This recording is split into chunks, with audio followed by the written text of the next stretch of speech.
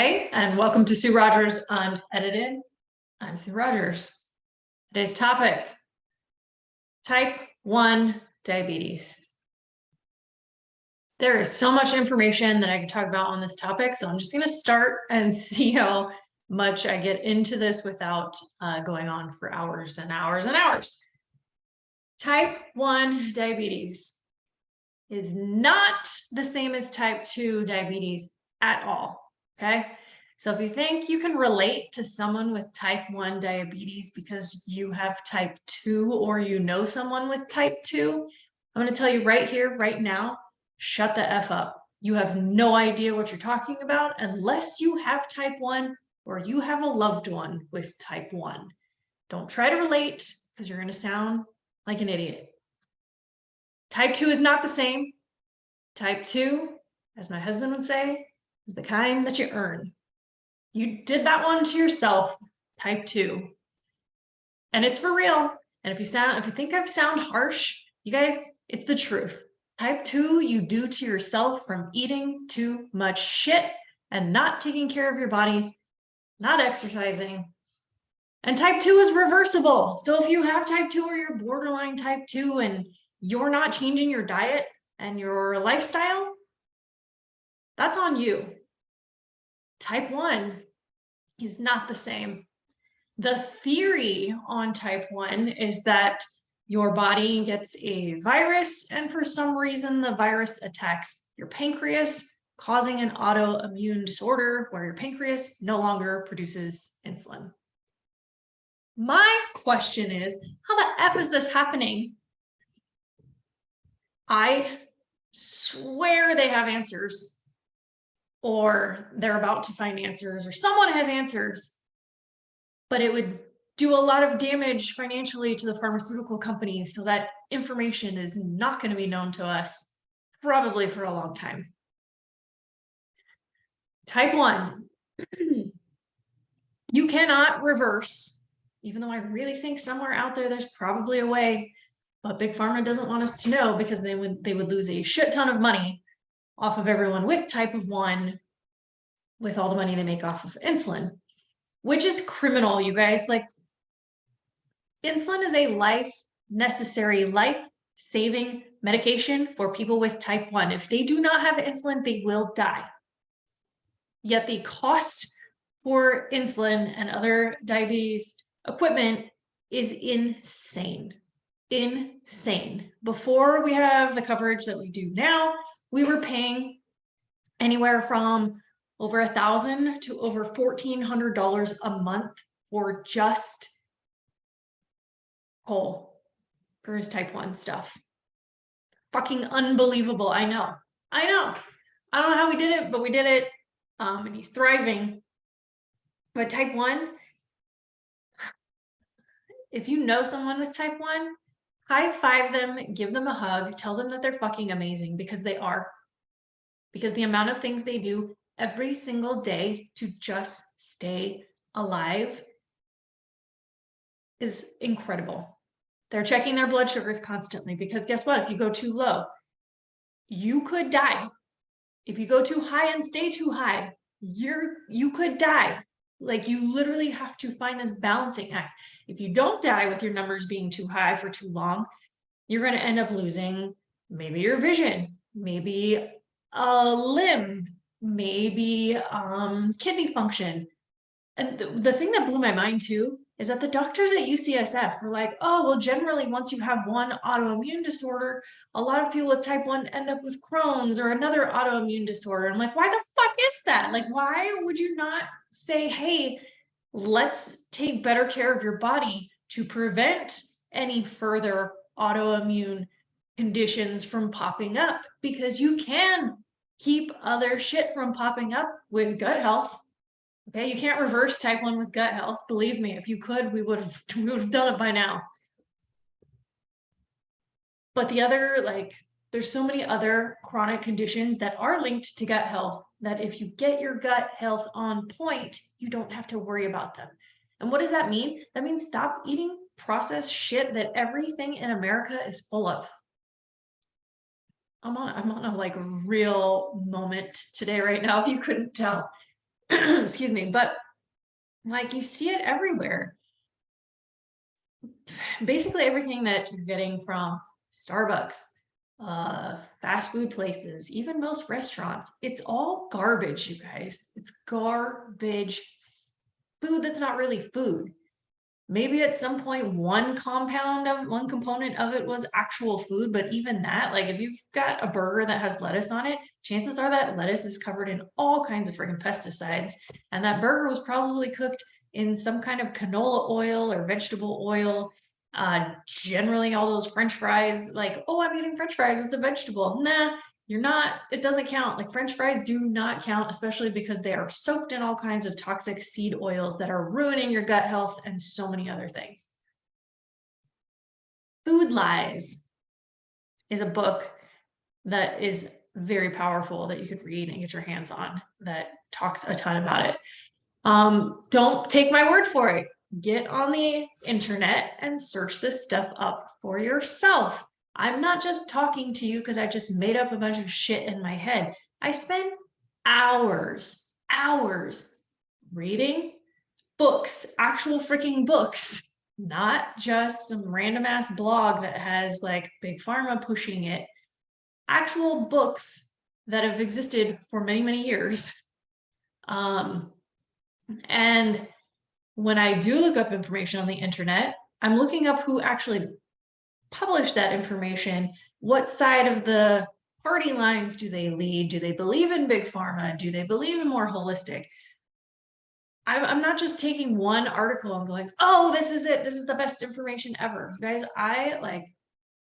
there's so much trapped up in here that when it comes down to like regurgitating it back out, I got to work on because it just gets stuck in my brain. And I'm saying some of it right now to you guys. Do your own freaking research. But type 1, you guys, isn't obvious. It's not like they say, and oh, they have major excessive thirst and excessive urination. And like if you have a child who's not a baby and you're not monitoring all day long how much they're drinking and how many times they go to the bathroom, it's not an obvious sign. The more obvious signs that I personally think for what we noticed, and had we known that these were signs sooner, maybe we would have done something sooner before Cole was near death when we found out. Weight loss. Okay, Cole's working out a ton. We were adding tons more protein to his diet to try and bulk him up, and he was weightlifting a ton, and he was still losing weight and losing inches. And I thought, well, that's not right. But none of the other obvious type 1 things like a fruity smelling breath. Okay, my son was 17. I'm not in his face smelling his breath because that would be fucking creepy. Okay, I'm not that close enough to him to know what his breath smells like because he's this almost adult man-sized child of mine. The weight loss, the lack of energy, and oh, the shallow breathing, almost like panic attack type breathing. And that was something else that you don't think, oh, that must be type 1. And for a kid who never has any kind of anxiety issues, I thought, well, oh my gosh, maybe he's having anxiety because he's a kid from 2020 high school years where all this bullshit went down for all of our kids.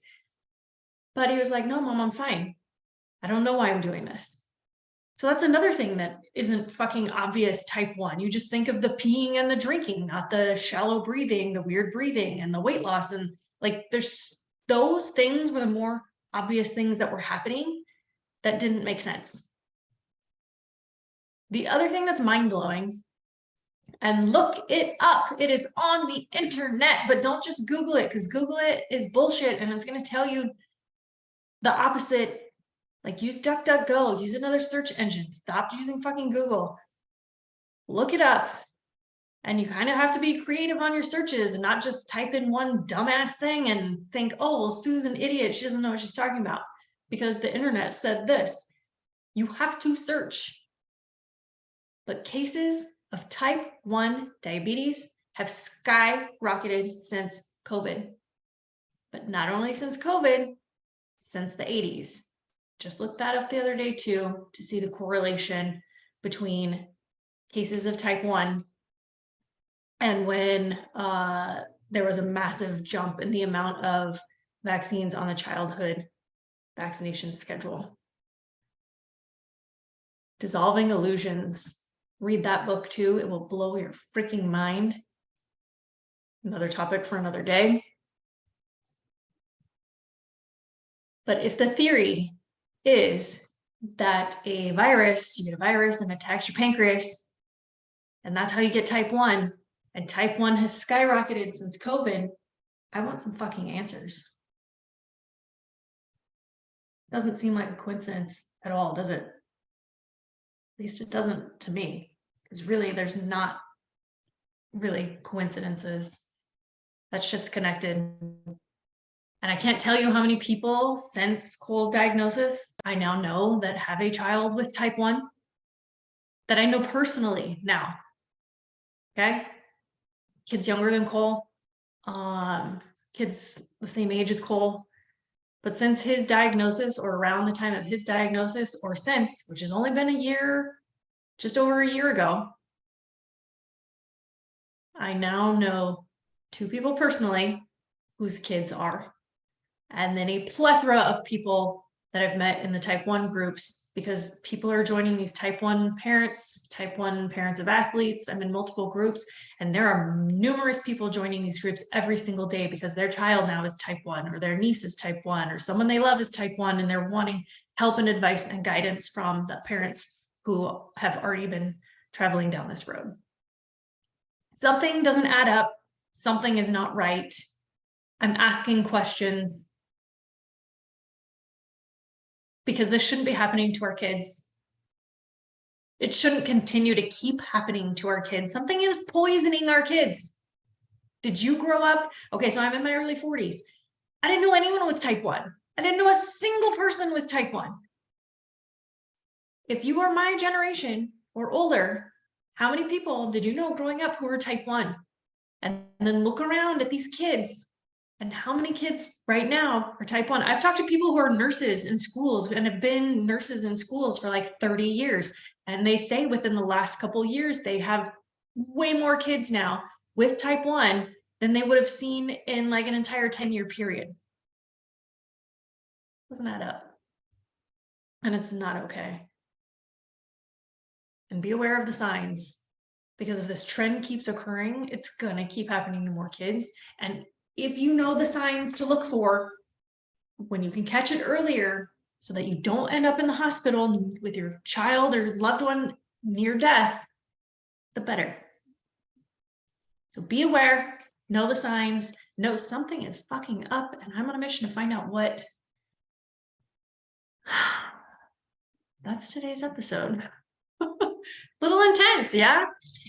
But that's what I like. I'm all over the place, you guys. Unedited, being real with you about shit that I think about.